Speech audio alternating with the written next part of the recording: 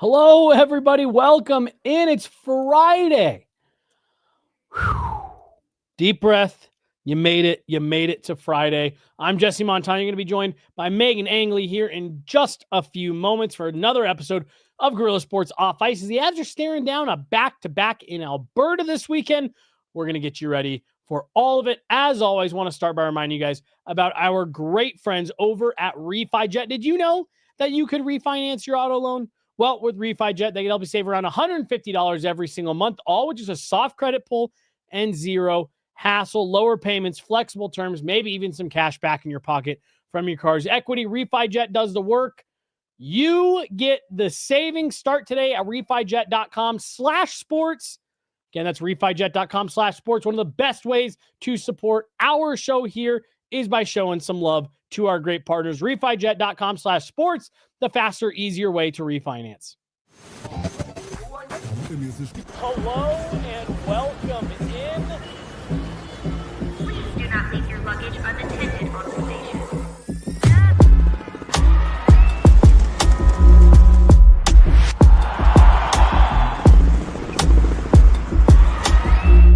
Welcome to the show. Hey, everybody, welcome in. Jesse Montano, Meghan Angley Meghan Angley joined. I'm joined by Meghan Angley's Guerilla Sports Off Ice Friday edition. Meghan, how you doing? How's this week? I'm just happy to be here joining you. You're just happy to be joining. Big weekend series for the Colorado Eagles. You'll be there both nights, both tonight and tomorrow.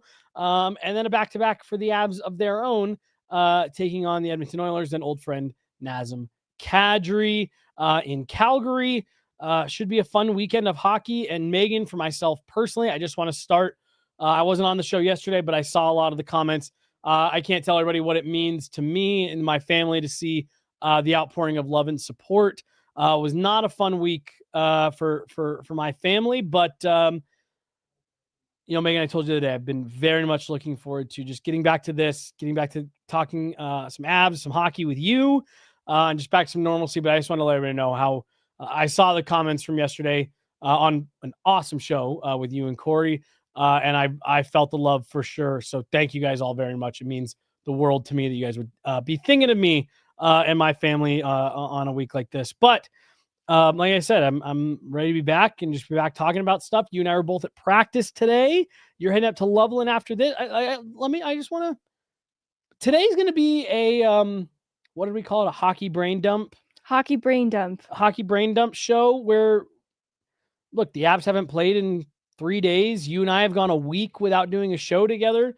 There's not new developments to talk about necessarily because there hasn't been a lot of games. But there's a lot that you and I want to get to. So I'm just forewarning your ears now. We're going to jump around a little bit. We're going to talk about the power play. We're going to talk about the penalty kill. We're going to talk about the second line, the third line. We're going to talk about what Sam Malinsky has meant to this back end. I know you guys talked a lot about Brock Nelson yesterday. We're going to talk about Brock Nelson and Val Nichushkin. So we've got a lot that we're going to get to. We also are going to hear from Jared Bednar on this pod. That'll be another kind of little launching off point for us. Meghan, do you have anywhere that you just can't wait to start? No.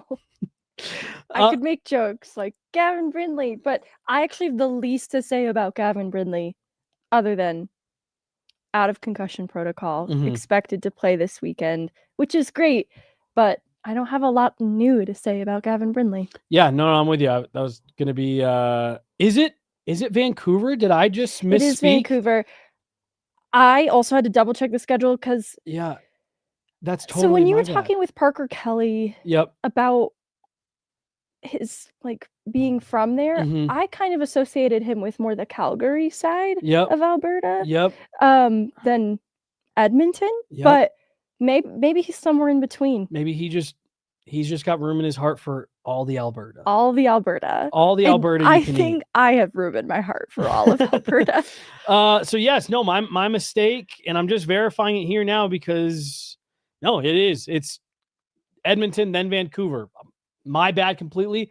I think maybe subconsciously that conversation. I think it tricked you into thinking that because that's That's what confused me a little bit. Yeah. And it's all Parker Kelly's fault. And it's all Parker Kelly's fault. No, we don't have to get fully into it. We'll save it for the end of the show. Parker Kelly moved way up in my book today for 100% non-hockey related reasons. There's visual clues on this show right now. That he was already really high, but I told Jesse, like, when he's number one in the pyramid, I don't even think you're going to complain. No, I'm not. Parker Kelly, like I said, moved way up in my book today. So yes, my bad. Off the top, I said Edmonton and Calgary. It is Edmonton, then Vancouver. And are Calgary and Vancouver not both just struggle bus West Coast Canadian teams? Is it not basically the same? Not from a city standpoint at all. No, I actually have never been to either, so I couldn't speak to it. But now I'm trying to think critically about the construction of the teams. And you know what? We're not going down this rabbit hole because we've got a rabbit hole. I was going to say here in Colorado. We've got several different rabbit holes. Megan, I'm looking at the standings right here. The Avs sit atop the NHL, 21 points. And hey, everyone rightfully laughed at me when I said the Anaheim Ducks could be a playoff team. And look at that, sitting atop the Pacific Division after 13 games. Cutter Gauthier, 11 goals to start the season. Something tells me they probably won't stay sitting there, but what a fun start for them. But that's not where I was going. The Avs, 21 points. This brain dump's already. It's already off to a really horrible start. Crazy. Off to a crazy start. The Avs sit 8-1-5. The 5 overtime losses, of course, but has them 3 points clear of the next closest team in the Central Division. I just want to start here with the brain dump pod.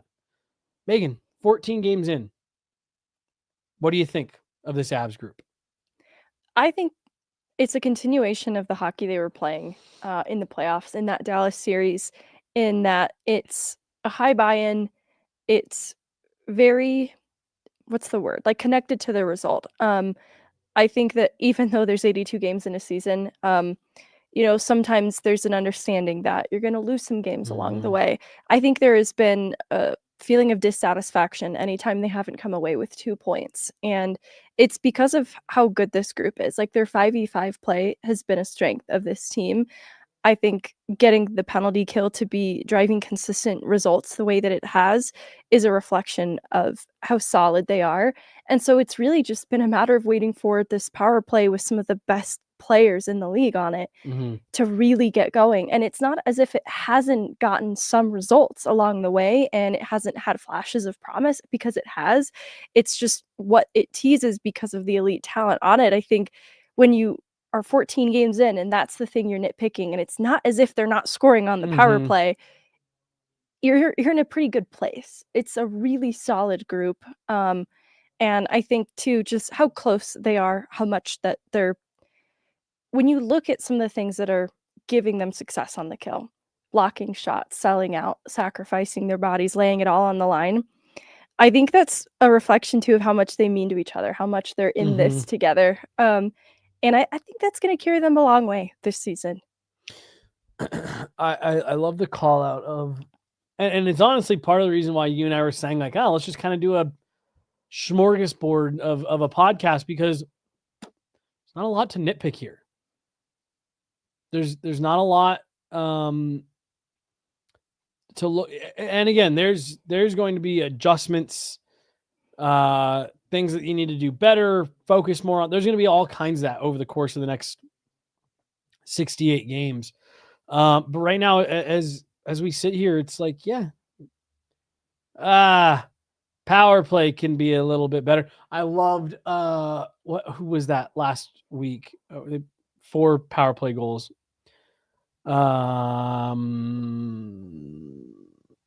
was the last game that I was at. And why is my mind going completely blank on who they were playing? Like they scored 4 power play goals in one game. Was it Victor Olofsson? It was the Victor Olofsson hat trick night. Okay. And why can't I remember who that was against? Oh, no, that was the last game. Yeah. Doesn't matter. It doesn't matter. I loved the stat card that came out after that game showing where they were before that game, and they were, I think, 30th in the NHL.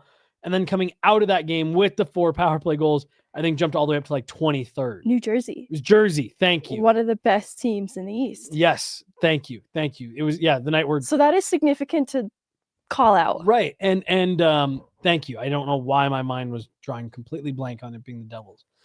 But Megan, I think in a weird, funny way, not dissimilar to, so the start of last year, 0-4. And we were going to that locker room after 0-4, and it was just tense. Guys were tight. Guys didn't want to, it wasn't a whole lot to say. There wasn't a whole lot to ask. They won one game, and you went from 0-4 to 1-4, and just everything kind of felt better.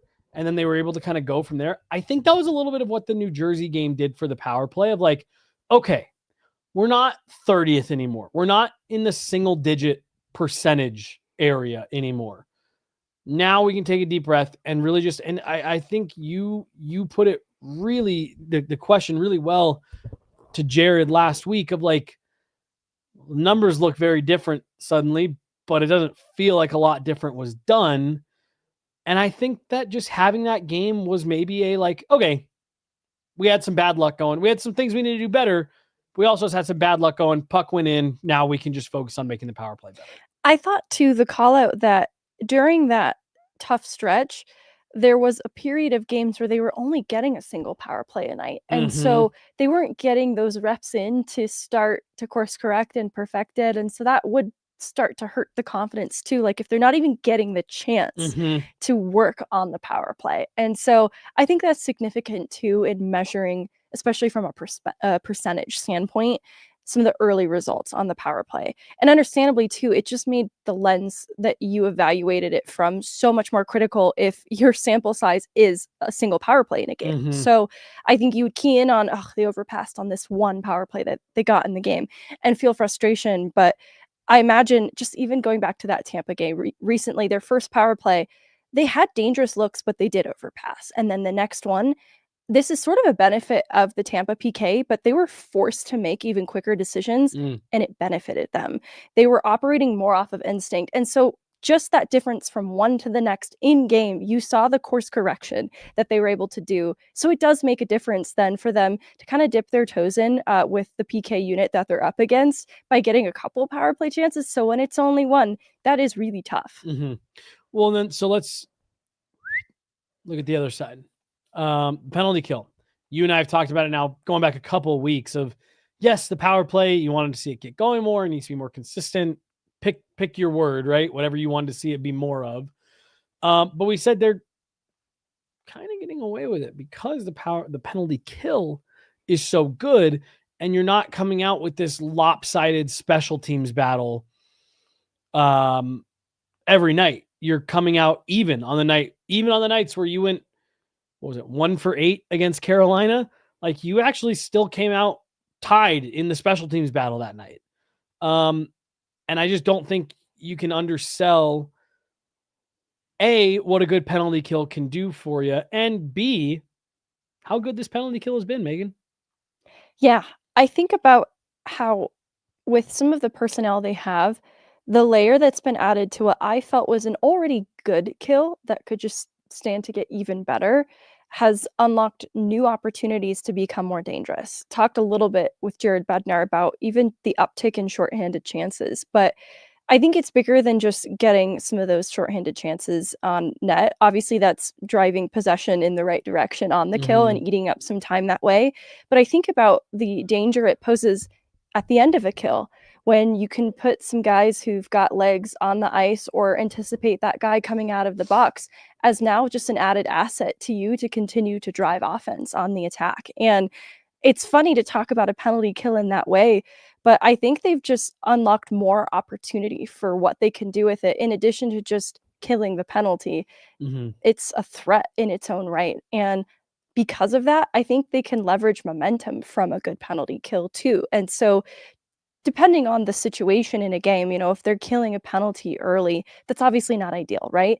I think that the discipline on the whole for this, 14 game in segment isn't really even bad for the Avs, but it's something of a strength if they do go on the kill early in a game, that it actually might swing things in their favor just because of the energy that it seems to give them. You and I talked a couple weeks ago about, I brought up that I remember watching in their heyday, the Washington Capitals had Evgeny Kuznetsov as the high guy on that penalty kill.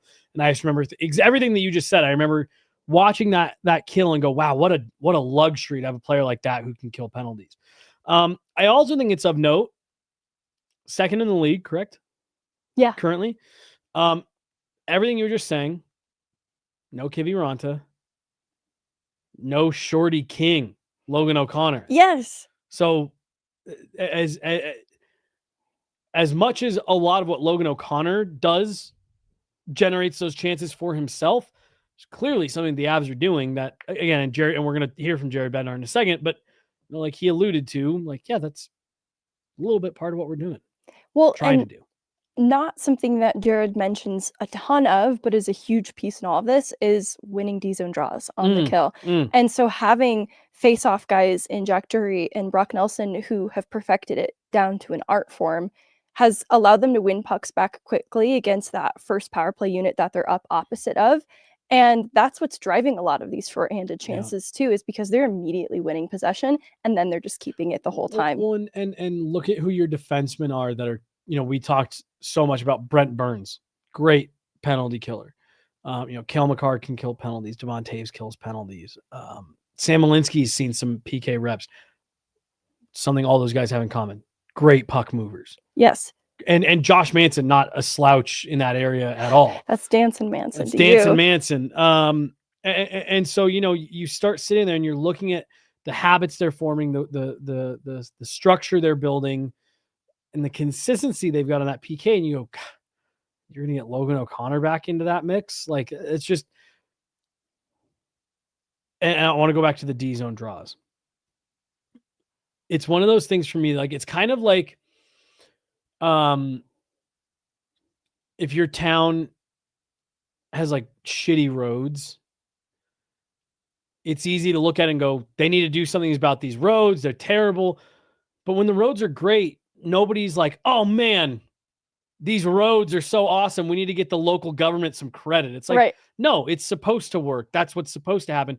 And I feel like the Avs have struggled in the dot so much in recent years that now suddenly between Brock Nelson, Jack Drury, Nate's face-off percentage is way up. It is. You don't even notice, but it makes such a huge difference. And it is maybe something that maybe you should celebrate the fact you don't have any potholes on the road coming in and out of your neighborhood and not just say that's how it's supposed to be. That's been an area that the Avs have struggled, and they are able to keep teams from being able to just immediately set up having a little bit better percentage in the face-off circle, particularly on the PK. Yeah, I like the ownership too that all of them have taken in their craft. Like, you'll see Jack Drury out there lining up for the draw, calling out to his teammates where they should be and what they should be doing, because they're studying every detail of the power play that they're up against, that they're anticipating their habits too. And so it's not just winning the draw, it's how do you win that puck cleanly and drive play north afterwards, opposite a good power play unit. And I think that they've been really effective in keying in on that attention to detail, and it's been the D as well.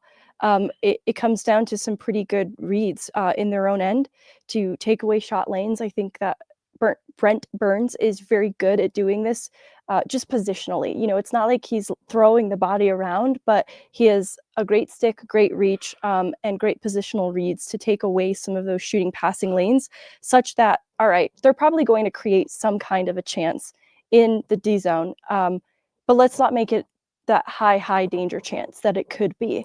And maybe reduce them to a shot from the point. That's the best they're going to get.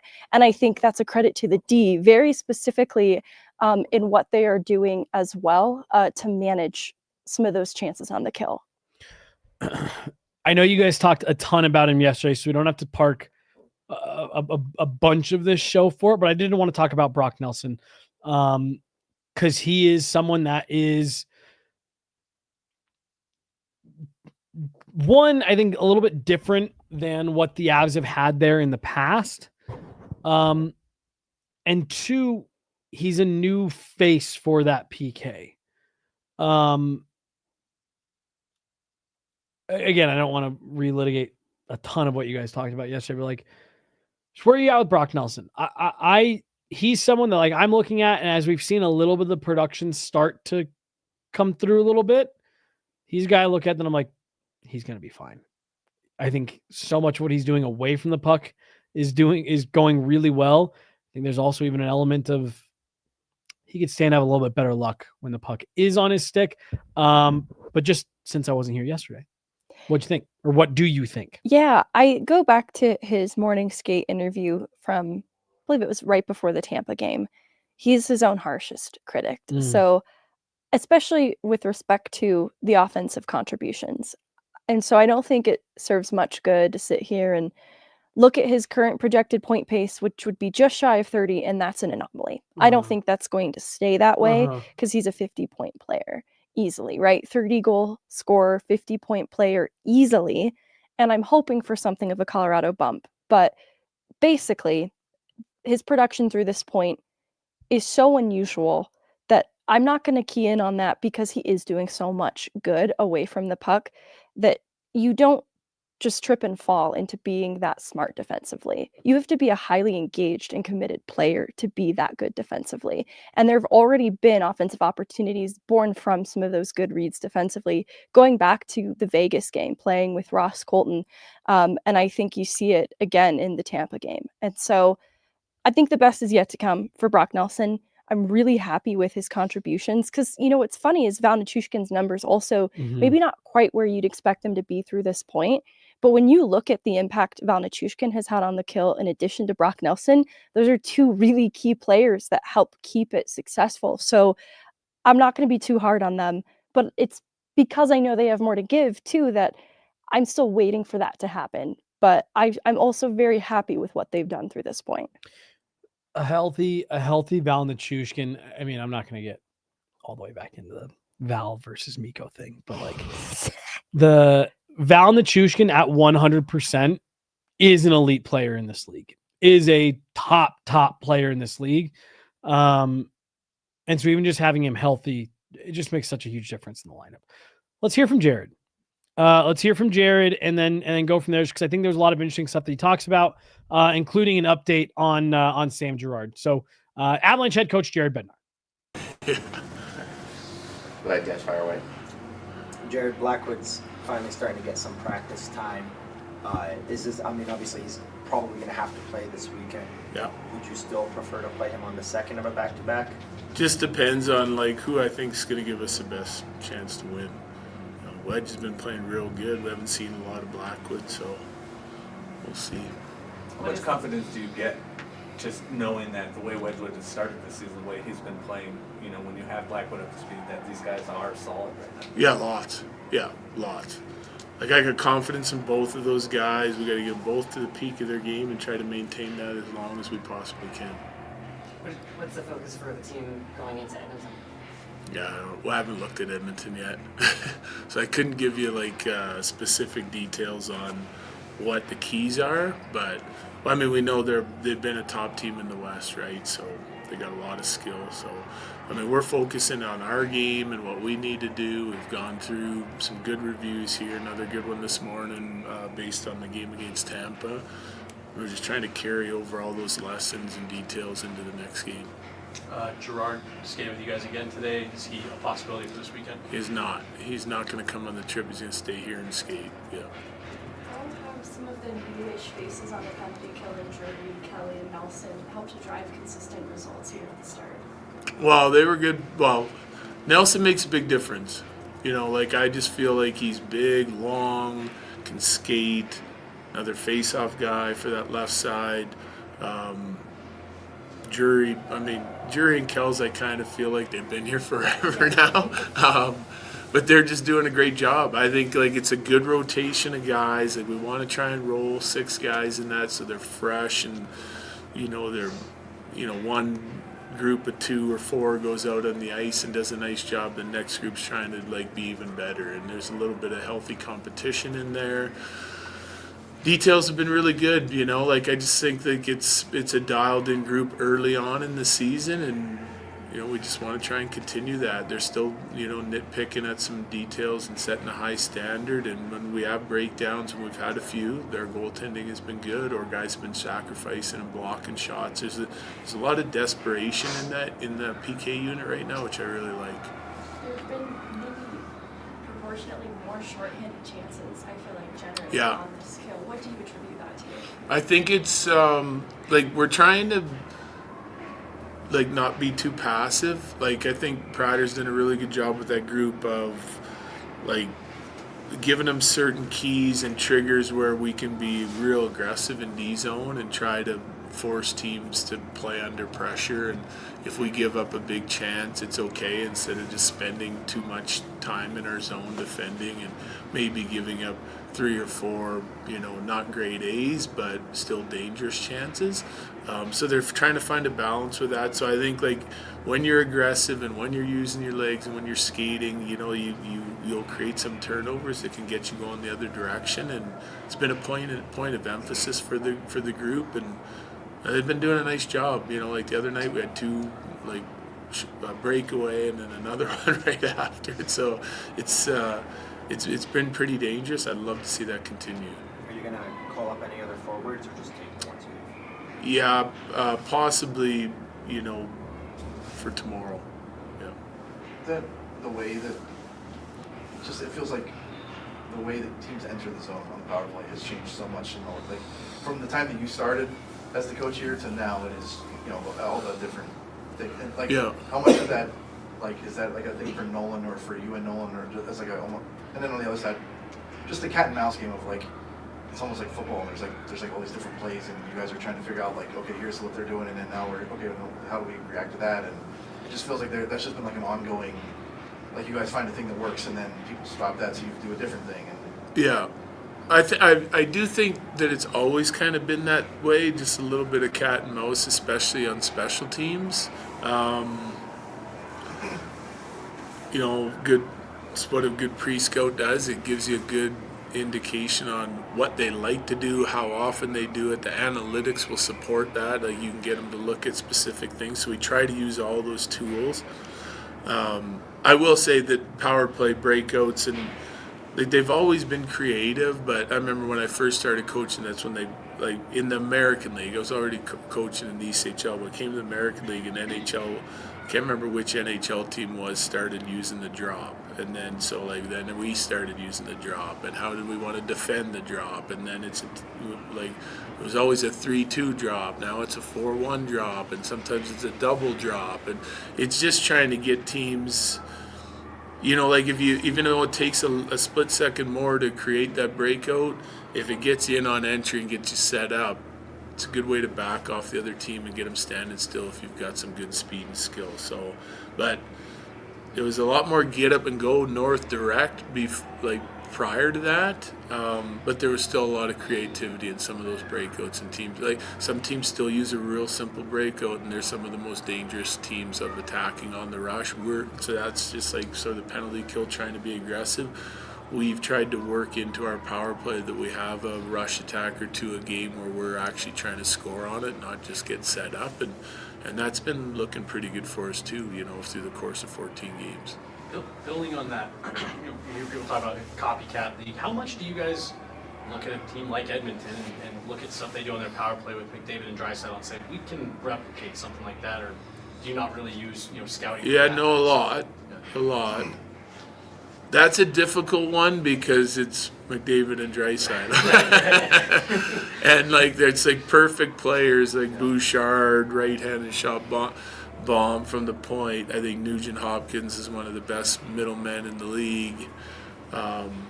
We set up probably a little bit more similar to, say, Vegas, which is super dangerous. And we were talking about even today, like you look at Vegas' start on the power play, it's all the same guys, Stone net front, right? And you look at the chances and goals they created early in the year, I think it jumped out to being number one for a long time. Stone gets hurt.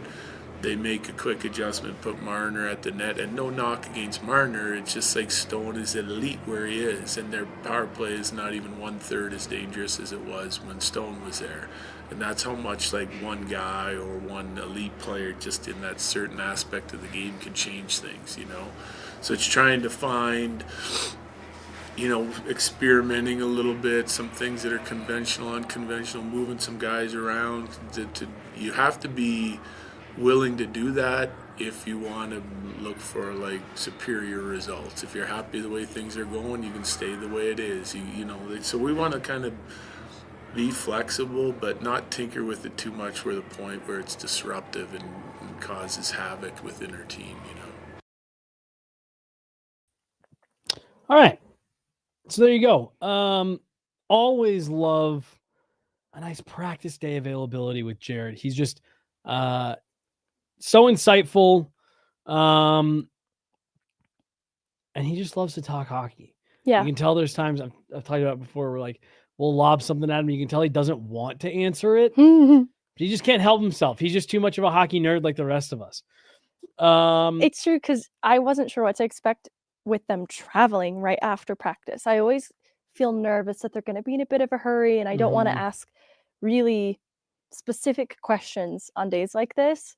But he was ready for it. He was very patient, very thoughtful as always. I love practice travel days because he always comes in there dressed to the nines, like not just coming straight off the ice. He always looks really nice.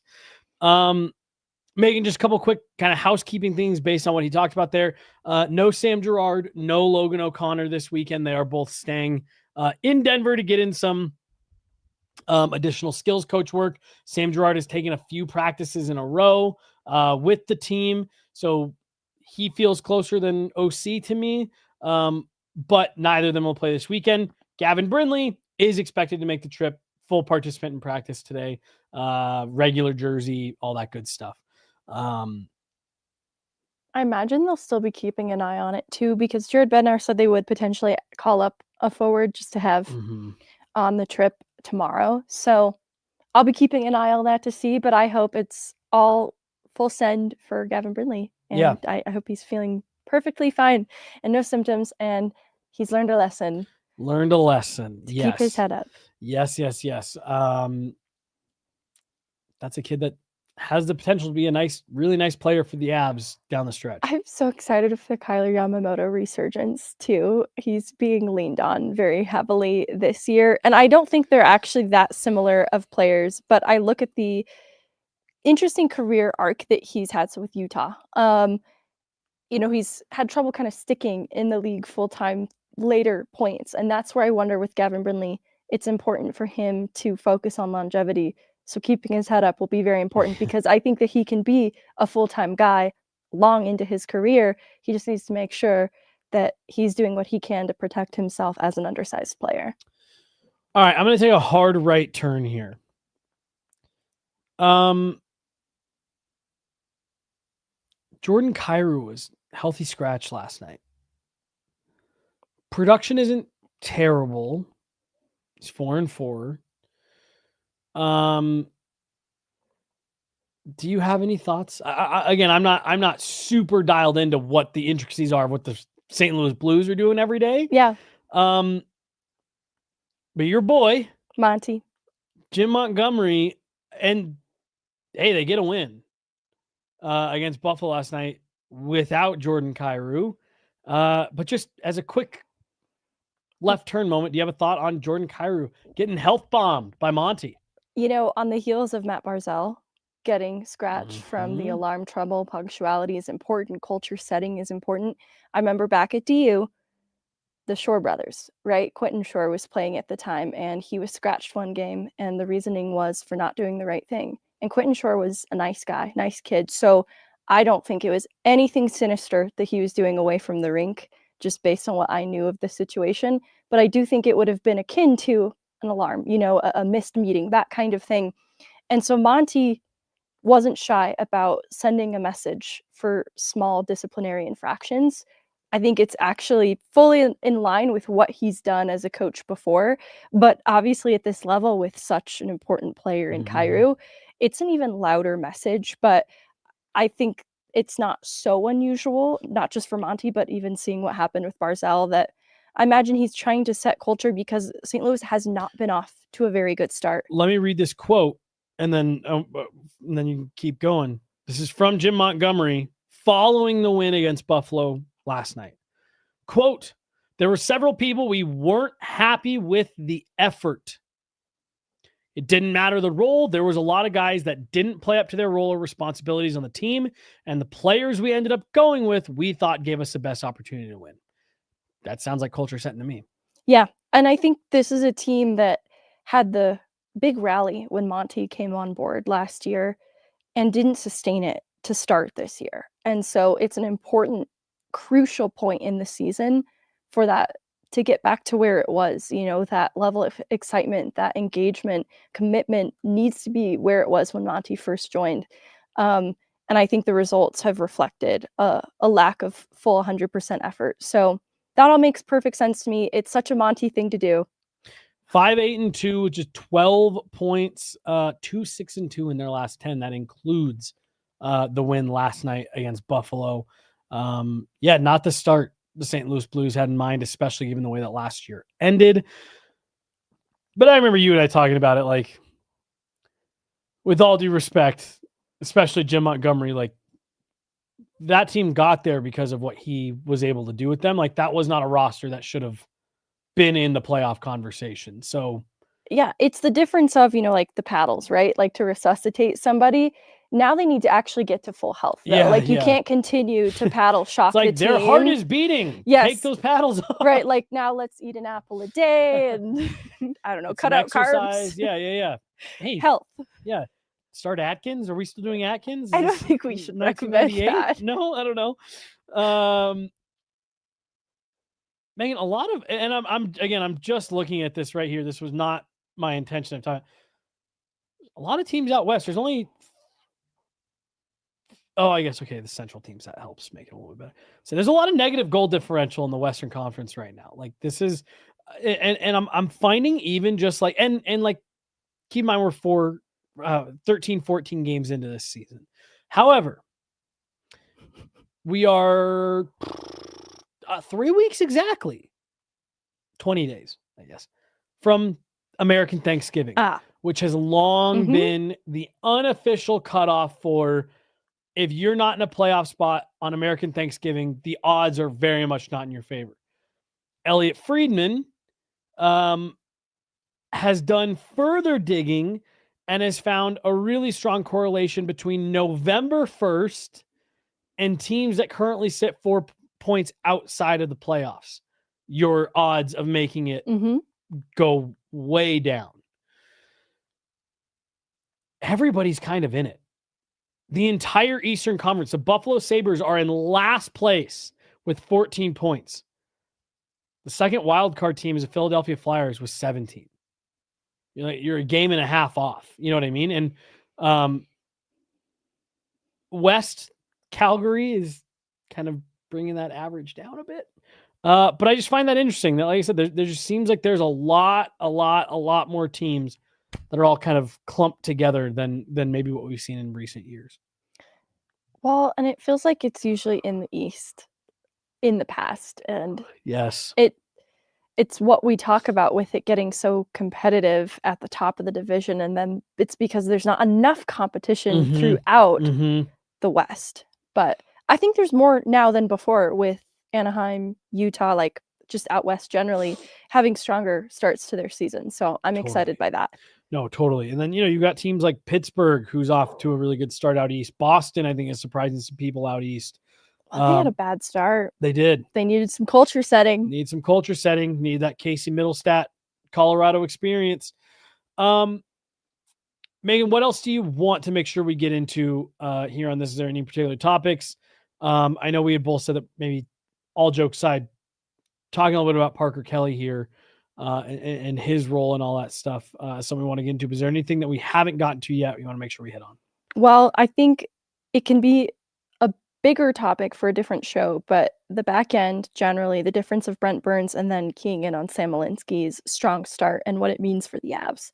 So because that might be something we want to spend more time on, we can just wait. Mhm. We can just wait, and we can talk about Parker Kelly for the rest of the show. Well, I was, just to dangle it out there a little bit, I was on Oilers Nation, Oilers Everyday podcast this morning, Tyler Yarmachuk.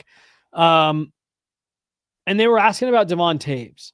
And like, hey, this is a guy. And it was funny because they were asking it through the lens of like, what should the Oilers be expecting this weekend? But also, he's going to be our guy here come February. So what should Canadian fans be expecting? Which I just thought that was funny and made me really excited for the Olympics. But one of the things I said was, I think Devon Taves has done a lot of what he normally does for the Avs. The production isn't quite there. And I think the simplest reason is you don't need it to be. Brent Burns has looked really good. He's quarterbacking that second power play. And Sam Alinsky really looks comfortable at the start of this season, especially versus last year. And then you and I were talking about right before we got started on the show of just like, yeah, there's real depth there on that back end. And it has, you can already see it through 14 games, alleviated pressure on guys like Cale Makar, Devon Taves. Yeah, I think the distribution of minutes, Brent Burns does play a huge role on the penalty kill, second to what Taves and Makar are doing there, but he's trusted, and so he can eat up big minutes there. In the past, we've seen other D kind of get spot shifted in there. Like Manson and Gerard together have earned a lot of trust, but without Gerard, I think that's why we're seeing Sam Alinsky get some reps on the kill. But I just wanted to shout out very specifically how Brent Burns eating up big minutes on the kill has alleviated some of the minutes off of everyone. And then what he adds 5v5 is a shooting instinct that I think has led by example in setting the tone that has been maybe even a fun way of inviting everyone else on the back end to just shoot first. And so I think that confidence to shoot is seen in players like Manson, Malinsky, and I think that's adding to the overall production then that you're getting from your D core. That, to your point, it has alleviated some of the need for Taves Makar to be the guys offensively contributing, because Brent Burns has sort of opened up this possibility of it could be any of us on any given shift. If we trust each other, that, we've got the support we need. We've got our D partner ready to draw back if needed, so that this isn't too much of a high wire act, right? Like if you do want to activate deeper in the zone, you've got the support you need coming back. And there's trust, there's communication, because I think that Brent Burns' experience offers that. He's not as much of a liability as some of maybe young players in this league trying to do this. And so I think the way the pairings have been set too, like credit to Josh Manson playing on his offside for the first time in his career. I think that's why it works though, Manson and Burns as a pairing, is because of Burns' experience, that there's a little bit of room for error because there is so much more trust built between a lot of these guys playing together. And I think it's up their confidence. Like I think back to a version of Shillington that existed next to Tanev, and that version of Shillington succeeded because of the responsibility of Tanev. And so I think we're seeing kind of a similar version of this play out with the way the D pairs are constructed. I think that's why we're getting the best results out of Malinsky. I think that's why that top four on the back end is succeeding. And so Devon Taves is still doing tons of Devon Taves things defensively. Including the way in which he supports Makar on the breakout. And so I'm really happy with his play so far. And I think that the offensive numbers, like Brock Nelson, right? I think those will go up and stabilize to what we've seen more previously over the course of the year. But right now, I think we're just seeing the Brent Burns effect across the whole lineup. No, I completely agree with you. And I also think R.E., Brock Nelson, Devon Taves, it takes is one really good week production wise, and you're suddenly right back on pace for what everyone kind of expects. We saw that with Victor Olofsson, right? It was like nothing. He had a huge week, 10 days, and suddenly it's like, yeah, that's right where you want him to be production wise. So it doesn't take, long for these guys to catch up. It just takes a week of getting hot, and hey, it's a long season. Logan O'Connor, Jack Drury, Parker Kelly. Arguably the best fourth line in the NHL last year. Jared Bednar has said that he wants to see that line back together at some point this year because it reminded him a lot of O'Connor, Helm, Cogliano. Parker Kelly has kind of found himself in this weird situation. Signs a multi-year extension with the Avs this summer. And I think a lot of the expectation when that happened was, all right, well, the Avs just locked up that stellar fourth line. He's going to be, playing with Logan O'Connor and Jack Drury, and they're going to be set. They just solidified that with getting Parker Kelly locked down. Well, OC hasn't played yet, and Jack Drury has been elevated to the third line to center that line there. So you kind of ended up with Parker Kelly now being the guy that's playing with a rotating cast of players, including AHL call-ups, Tristan Nielsen, Taylor McCarr. Not a slight at those guys, but when you're the NHL guy that's playing with those guys, there's extra responsibility on you to make sure that you're communicating, guys know where they're going, and you can support. He signed, like I said, the multi-year extension this summer. I think we all looked at it and said it made so much sense. And I do think the Avs will eventually get that line of Drury, Kelly, O'Connor back together. But I guess just where are you at with Parker Kelly to start this season? I think despite everything I've just said, looked pretty good. Despite everything I just said about rotating cast. Oh my goodness. Yes. Because, you've got two rookies in Bardakov and Brindley. And I look at that New Jersey game against, again, one of the best teams in the East. And that line was so effective against a very good team. I think in part that's the secret weapon of whatever line Parker Kelly is on, is that they could be underestimated. And because he's got a little bit of speed, like Logan O'Connor, that can be a threat up ice that maybe people aren't expecting and can catch him off guard. He's got that grit in being relentless on the forecheck that he's never going to let up on you. And so that's going to be a constant threat of turning the puck over anytime that he's on the ice. And what I like about Parker Kelly, a lot of things. First and foremost, what he brings to the penalty kill. He's very dedicated to his craft too. So much of what makes a kill successful is successful reads. And he is very dedicated and very critical and reflective of when his stick wasn't facing the right way. And it doesn't even result necessarily in a goal against. He's just very aware of that. And so the Ask Avs did a segment on what advice they'd give to young players to focus on earlier in their careers. And almost everybody said, focus on your skating. If you can be a dynamic skater, that's going to solve a lot for you. And Parker Kelly's answer was to focus on being a good teammate. Aww. And I thought that was such a great reflection of why Parker Kelly makes so much sense in Colorado. He is the ultimate teammate. And so you never have to worry about commitment, engagement. He's going to give 100% every time. And I think that's what has made him so versatile, which I know we've joked about what that means, right? It's like saying, and he's a great personality. But to be versatile is to play with rookies in the league and still have effective games. And to be versatile is to be excellent on the kill when called upon, especially knowing that sometimes it changes the momentum of a game. And Parker Kelly does all of those things. Yeah. I can't remember who it was that we were talking about today, but we were talking about exactly this and the versatility thing. And I always, because I think he's the ultimate example of it, is Logan O'Connor. And that's a guy that I look at, and when I say, he's versatile, I look at that for a hockey player of they've got a role that they do really well, but they are competent enough to fill other roles as needed. Right. Is Logan O'Connor a top 6 player? No, probably not. Can he give you 2 to 3 games where he's effective playing on the wing in the top 6 because he got injuries? Yeah, absolutely. Is Parker Kelly, again, just a top 6 player? No, probably not. But he's a hell of a penalty killer. He's relentless on the forecheck. He's a great teammate, dedicated in his own end, willing to block shots, willing to do what it takes.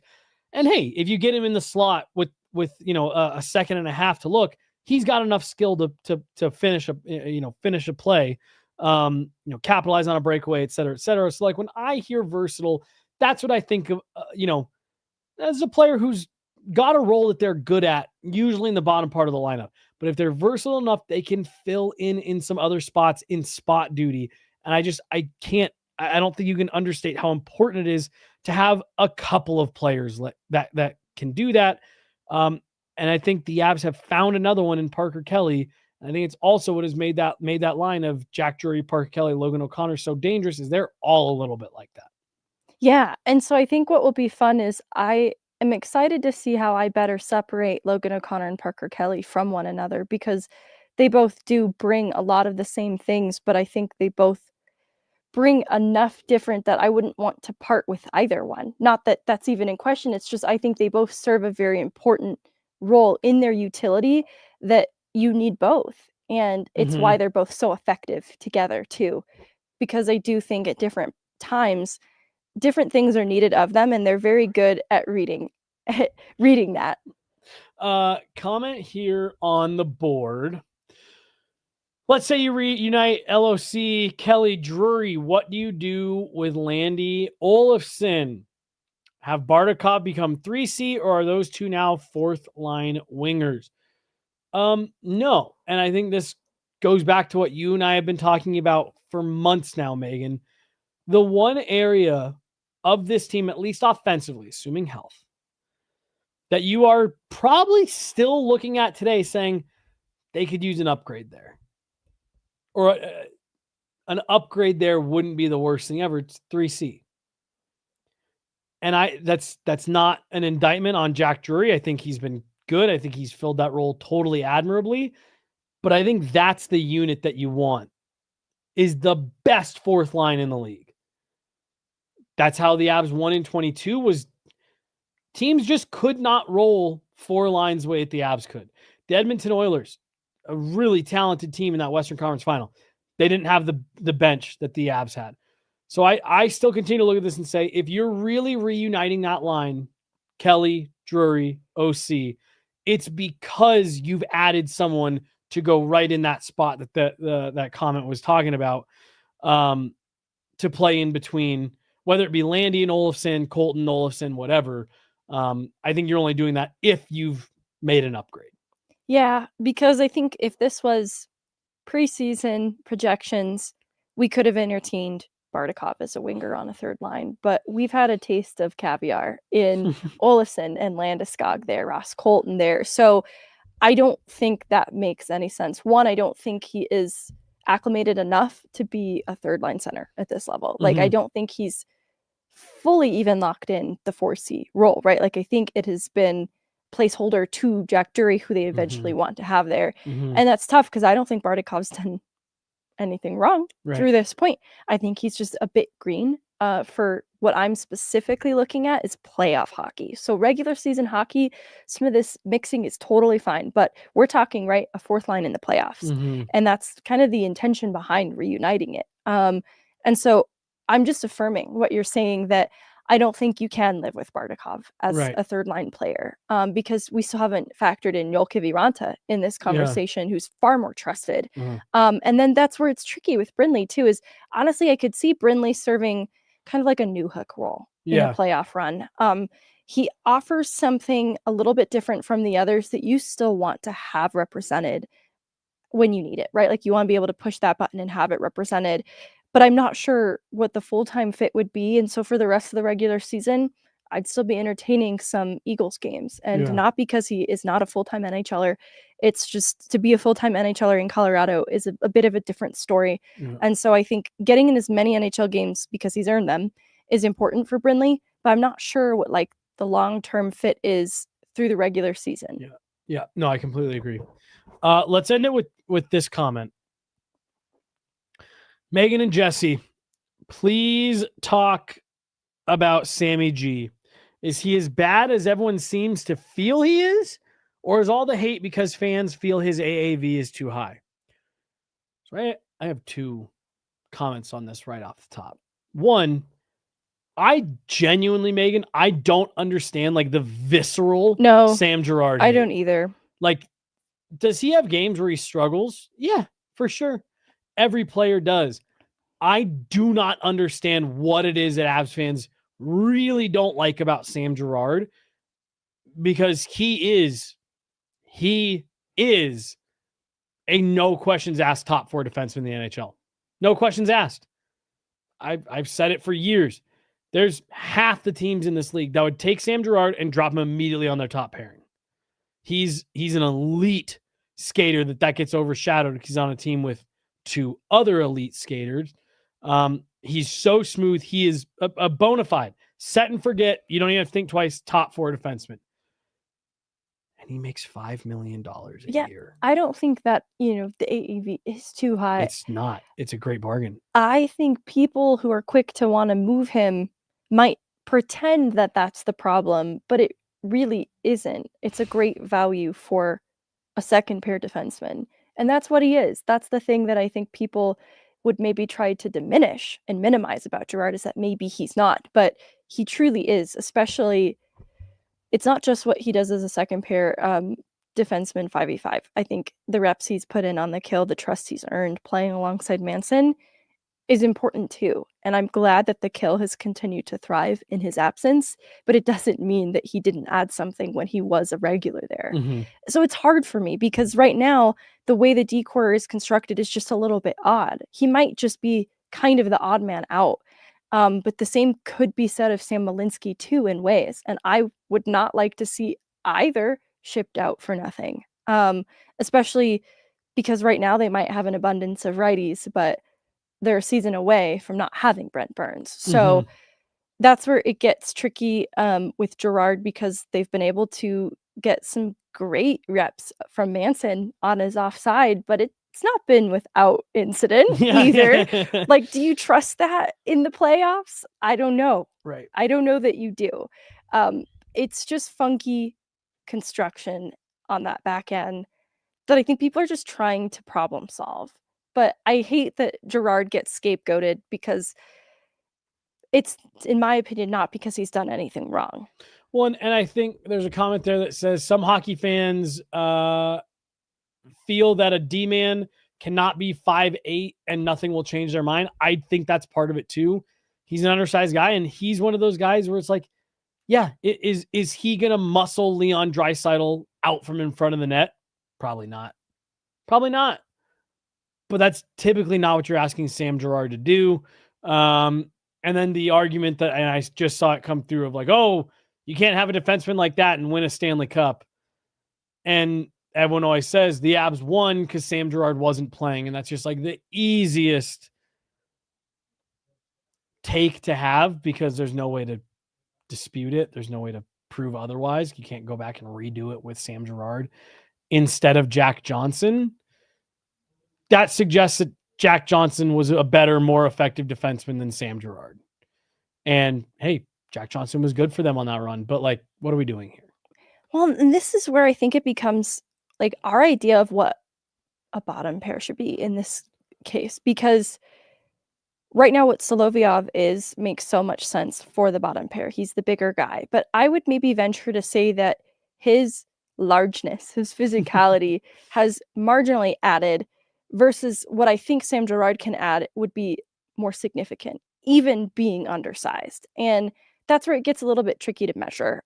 It's hard to measure the impact of physicality in positives outside of, hits, blocks, because players like Malinsky, for example, have been hitting and blocking more than ever before. I'm not sure people are giving him credit for that, though, because he's undersized. Right. And so same goes for Gerard. Like, nothing against Solovyov in this equation. I'm just not sure that the size difference is making as big of an impact. It's just easy to look in hindsight at the Dallas series and say that's what was missing, because there weren't a ton of bigger body guys represented outside of Manson. So I think it's easy to point to that, but I don't know that it's as nuanced a criticism as it could be. Yeah.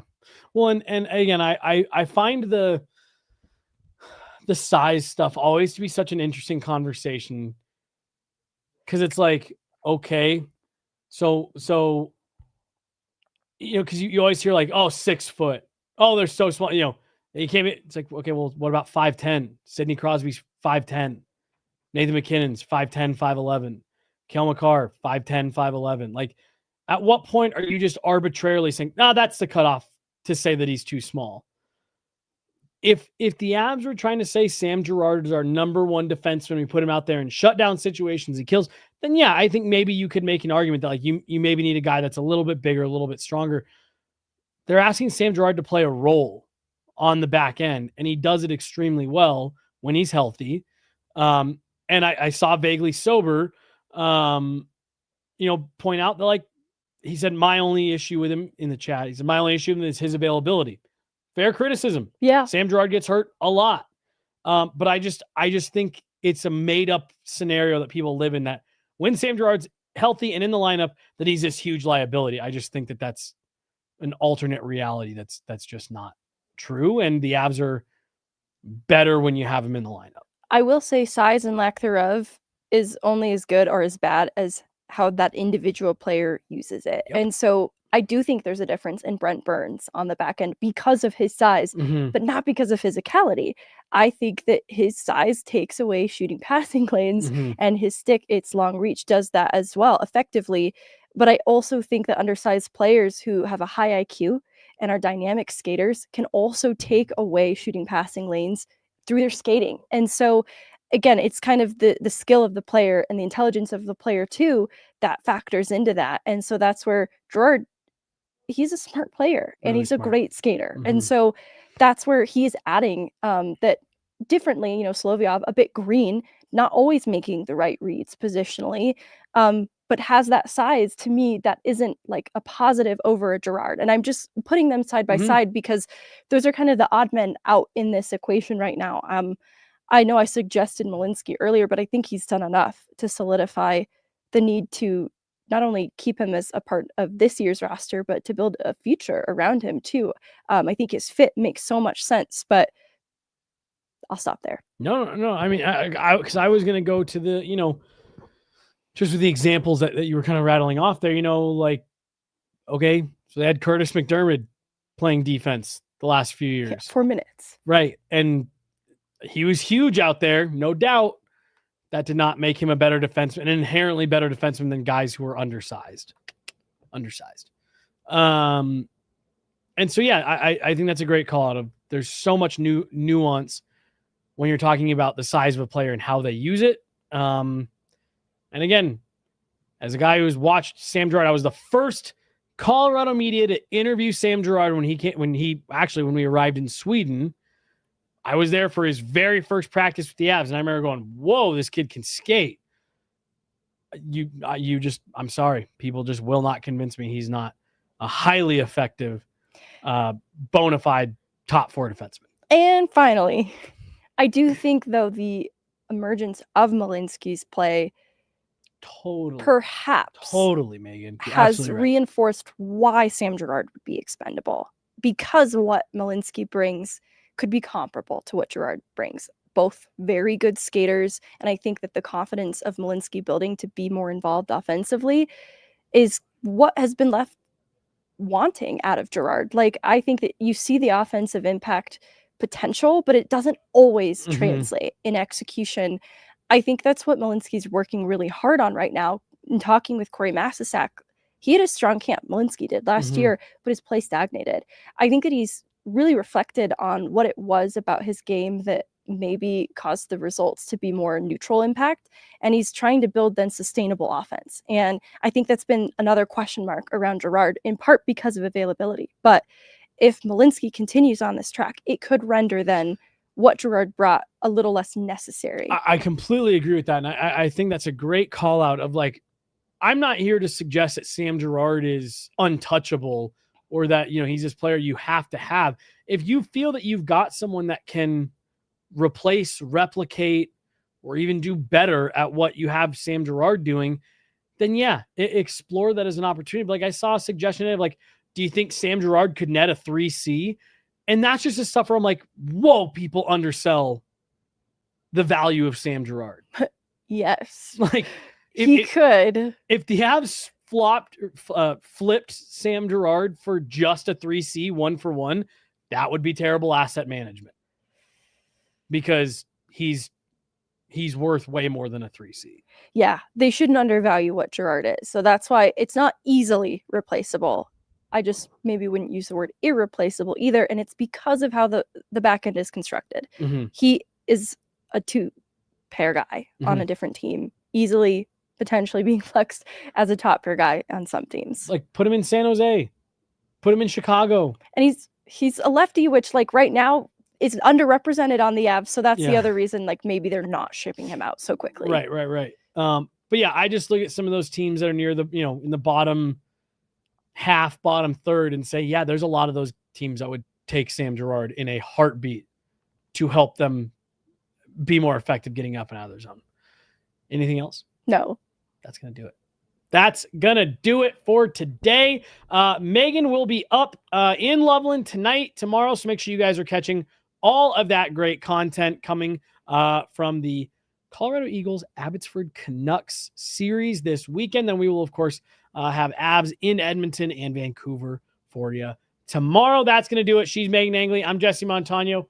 Then we got John, we got Ashley, we got DC back there. We got a whole crew back there producing all this for us today.